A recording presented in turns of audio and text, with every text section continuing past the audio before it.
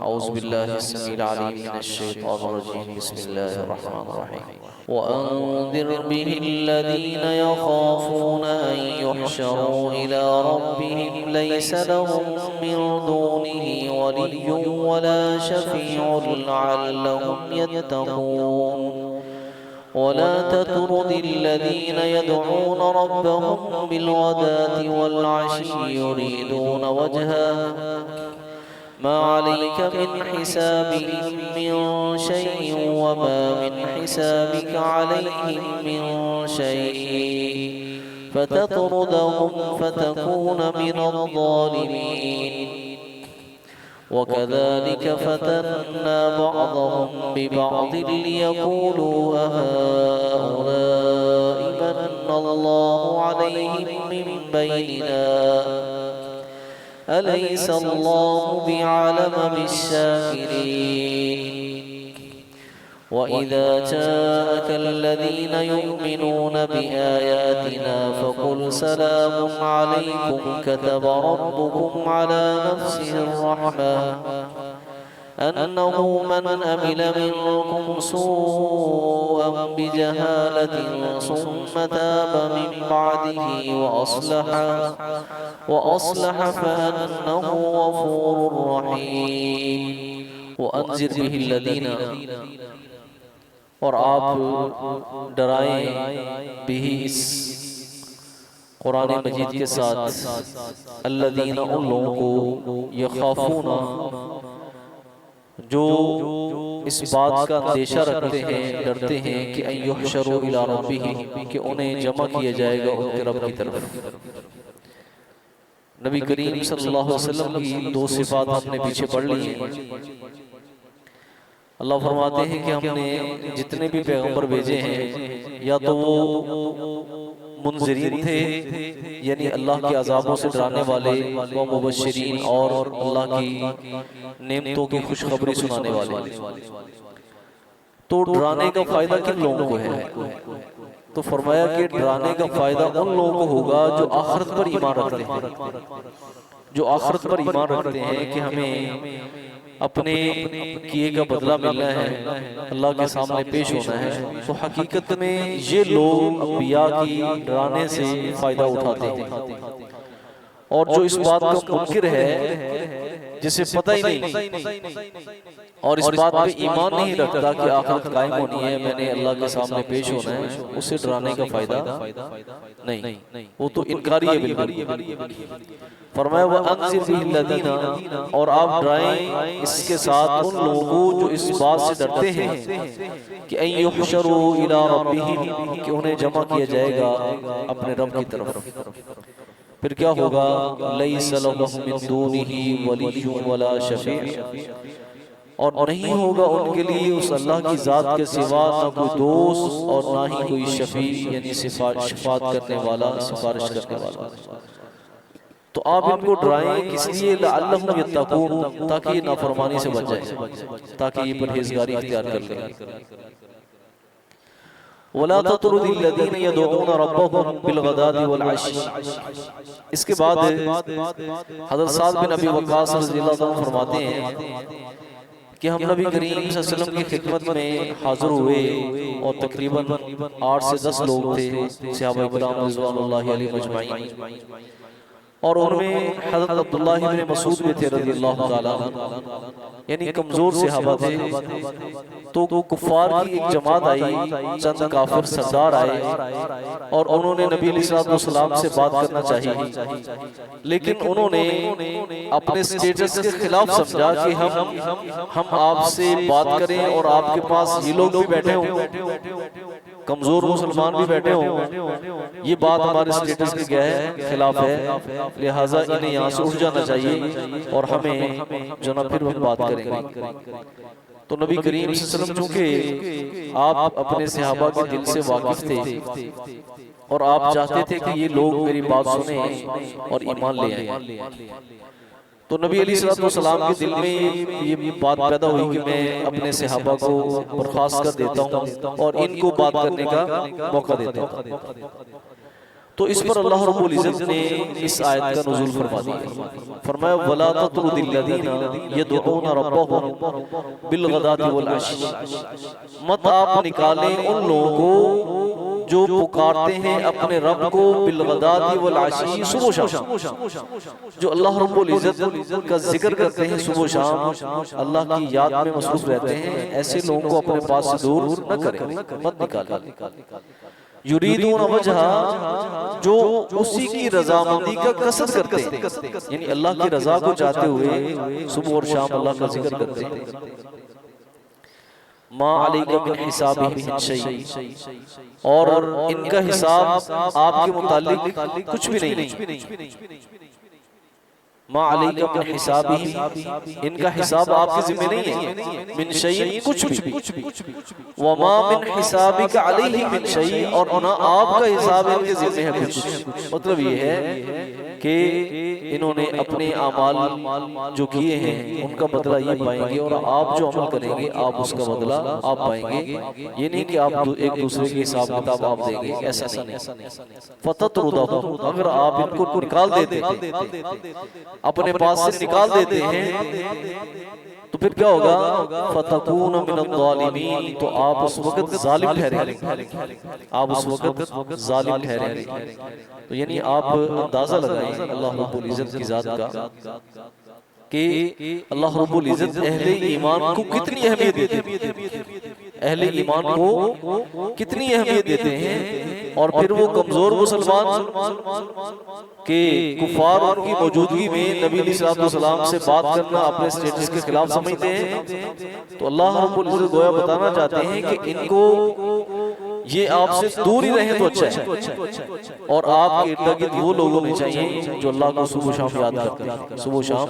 یاد کرتے ہیں اور اللہ کی رضامندی کی متلاشی۔ اور آگے والی جو آیت ہے اس کا مضمون بھی یہی ہے کہ نبی علیہ السلام پہ جو ابتداء ایمان لانے والے تھے نا، وہ کمزور مسلمان،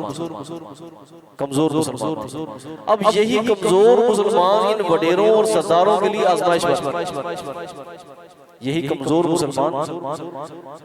جناب وہ ان وڈیروں کے لیے کیا بن گئے؟ آزمائش بن۔ اب جن کو تو اللہ نے جناب سمجھ عطا کی تھی، دین کی سمجھ اور شعور دیا تھا، وہ تو انہوں نے کمزور مسلمانوں کو اپنے سینوں سے لگا لیا۔ حضرت عمر فاروق رضی اللہ عنہ کیا فرماتے تھے کہ بلال سیدنا، ابو بکر سیدنا و عاتق سیدنا،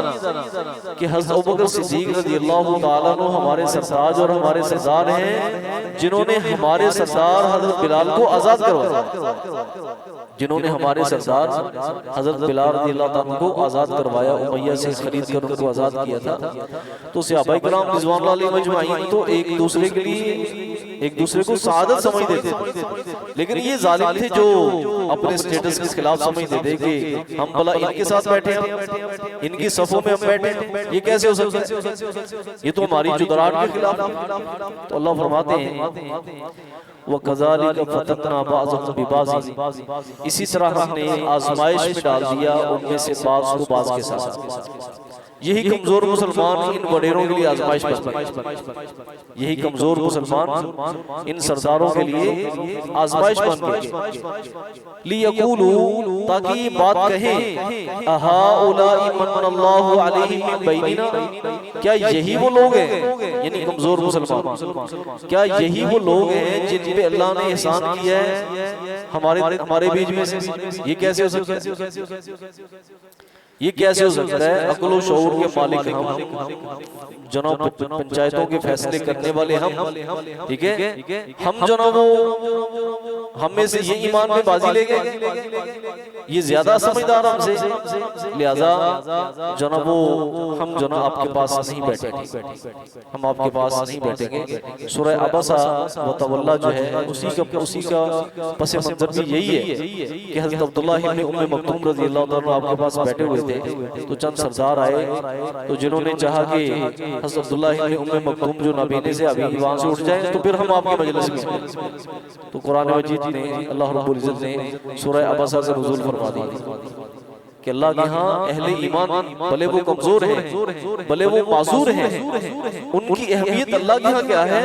آپ اس بات کو نہیں سمجھ سکتے کہ اللہ ان کو کتنا مقام دیتے ہیں جو خالص کے ہیں اہل ایمان ہیں۔ تو یہ لوگ کہتے تھے کیا یہ لوگ ہیں جن پہ اللہ نے احسان کیا ہم میں سے، یعنی بطور استہزاء اور مذاق کی بات کہتے تھے۔ علیہ اللہ بعالم بالشاکرین، اللہ فرماتے ہیں کہ اللہ جانتا نہیں کہ شکر کرنے والا کون ہے، شاکر کون ہے، ٹھیک ہے۔ یہ بڑے بڑے سردار جناب وہ ناشکر اللہ کی ڈھیروں نعمتیں استعمال کرنے کے بعد بھی کیا ہے ایمان سے محروم ہیں، اور یہ لوگ جناب کمزور مسلمان جن کو اللہ نے اسلام کی نعمت سے نوازا ہے، یہ اللہ کے شکر گزار بندے، اللہ کے شکر گزار بندے۔ اب جو نا ایک اصول بیان کیا جا رہا ہے، اصول یہ ہے کہ جو بھی مسلمان ہے نا جو ایمان لے آیا ہے، اس کا مطلب یہ نہیں کہ وہ فرشتہ بن گیا، اس کا مطلب یہ نہیں کہ وہ فرشتہ بن گیا، اس سے نافرمانی نہیں ہو سکتی، اس سے کمی کوتاہی ہو سکتی ہے۔ اس کے لیے اللہ رب العزت نے ایک رستہ رکھا ہے کہ جب بھی گناہ ہو جائے نا تو فوراً توبہ کر لیجیے، جب بھی گناہ ہو جائے نا تو فوراً توبہ کر لیجیے۔ یہ نہیں کہ اہل ایمان سے گناہ نہیں ہوتا، اہل ایمان سے بڑی بڑی غلطیاں ہو جاتی ہیں، بڑی بڑی غلطیاں ہو جاتی ہیں، کبیرہ گناہ بھی ان سے ہو جاتا ہے، لیکن شرط یہ ہے کہ وہ اتنے بھٹکے ہوئے نہ ہوں کہ ان کو دوبارہ رستہ ہی نہ ملے، دوبارہ ان کو رستہ ہی نہ ملے، بلکہ کیا ہے انہیں فوراً توبہ کر لینی چاہیے۔ فرمایا وَإِذَا جَاءَكَ الَّذِينَ يُؤْمِنُونَ بِآيَاتِنَا، جب آپ کے پاس آ جائیں وہ لوگ جو ہماری آیات پہ ایمان رکھتے ہیں، فَقُلْ سَلَامٌ عَلَيْكُمْ، تو آپ ان پہ سلامتی کہیں کہ تم پہ سلامتی ہو،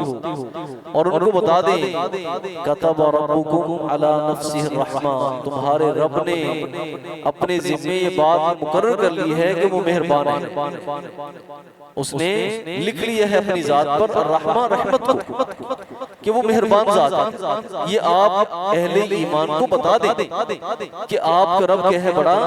مہربان ہے، بڑی شفقت کرنے والا ہے۔ بات یہ ہے انہو من عمل منکم سوءا بجہالہ، جو شخص بھی تم میں سے کوئی عمل کر لے سوءا گناہ کا، برائی کا، بجہالت، جہالت کے ساتھ، جہالت یہاں پر مطلب جناب ایک تو جہالت کا مطلب ہوتا ہے نا لا علمی، ایک تو جہالت کا مطلب کیا ہوتا ہے کہ لا علمی کی بنیاد پر ان سے گناہ ہو جائے۔ بھلا کون سا انسان ہے جس کو پتہ نہ ہو کہ گناہ کا کام کون سا ہے اور نیکی کیا ہے، ہر ایک انسان جانتا ہے۔ تو اس کا مطلب یہ ہے کہ انسان لا علمی کی وجہ سے گناہ نہیں کرتا۔ جہالت کا ایک مطلب یہ ہے کہ انسان اپنے نفس کے ہاتھوں مجبور ہو جائے اور اس کے سامنے کمزور پڑ جائے، اپنے آپ سے بات کھا جائے،